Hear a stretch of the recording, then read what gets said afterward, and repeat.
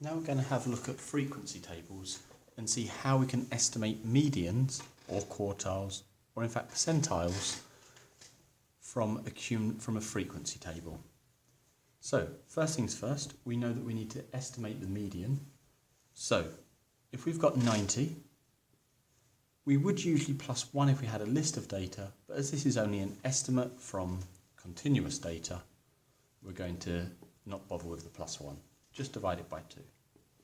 So we're looking for the 45th datum in this data set. So where will that be? Up to here we've got 22, 40, the 45th will be in here somewhere. So what we've done is we've taken 45 and then subtracted 8, subtracted 14, subtracted 18. We can't subtract 36, so we know that our 45th datum, if they were all lined up, would be in this 11 to 15 class.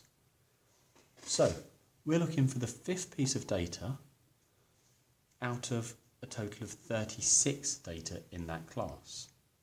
So that's kind of the fraction of how far into this class we want to go. What we now need to do is we now need to scale that by how wide this class is. Be careful though, because lots of people will say that this class is 4 wide. We need to look carefully. Time is a continuous measure, seconds say.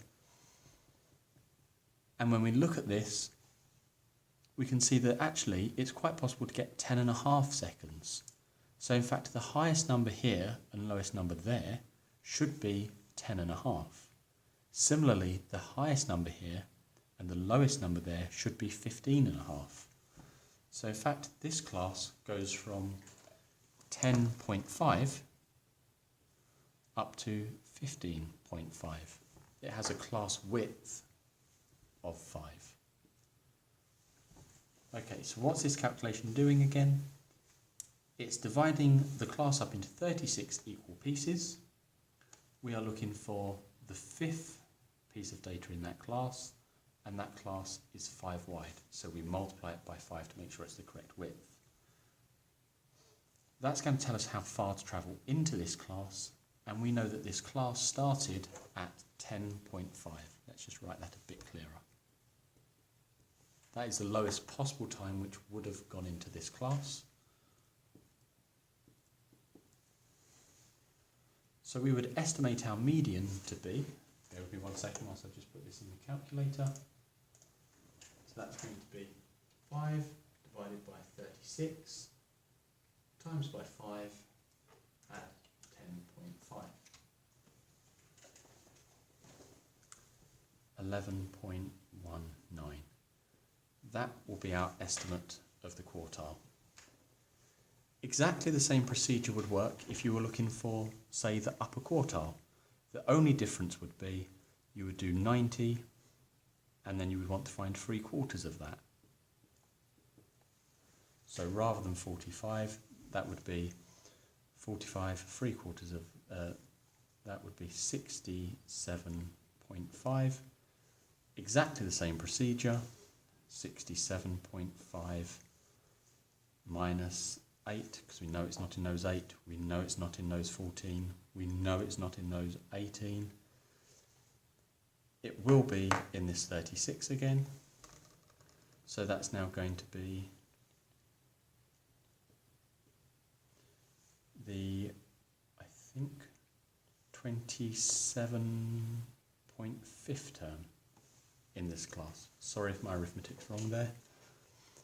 Same procedure, 27.5 out of 36 times 5 plus 10.5. That will give you your upper quartile. Let me just put that in the calculator.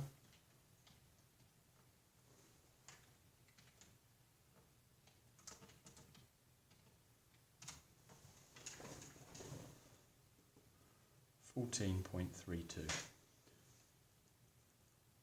Always check your answers to see if they're sensible. That is towards the upper end of this class, and we were looking close to the end. This number was close to the beginning of the class, and we were looking close to the beginning. If you forget to do that, it's possible that you've forgotten this step here. Okay, that's the process of linear interpolation. it's only the first step which changes depending on how far you wanted to go in. One final comment, if it asked you for a percentile, let's say it asked you for the 32nd percentile, then you would just do 32% of 90. And the whole process would be the same. It's only the first step which varies. That process of, we call it linear interpolation, is always the same. Linear, because we're assuming that it's evenly distributed, and interpolation, that's where you're looking within a data set to say, okay, so if it starts there, finishes there, how far into that group do I need to go? So you're looking for an unknown point within the data that you know.